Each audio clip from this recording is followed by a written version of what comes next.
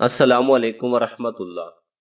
फर्ज कीजिए आप चाय का कप हाथ में लिए खड़े हैं और कोई आपको धक्का दे देता है, तो क्या होता है? आपके कप से चाय छलक जाती है। अगर आपसे पूछा जाए कि आपके कप से चाय क्यों छलकी, तो आपका जवाब होगा क्योंकि फलां ने मुझे धक्का दिया। गलत जवाब। दुरुस्त जवाब यह है कि आपके कप में चाय थी, इसलिए चाय छलकी।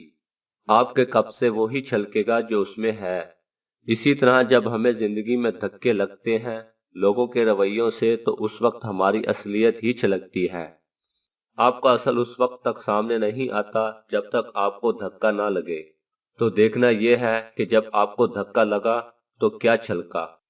सब्र, खामोशी, शुक्रगुजारी, रवादारी, सुकून, इंसानियत, वकार, या फिर गुस्सा, कड़वाहट, जुनून, हसद, नफरत, हकारत।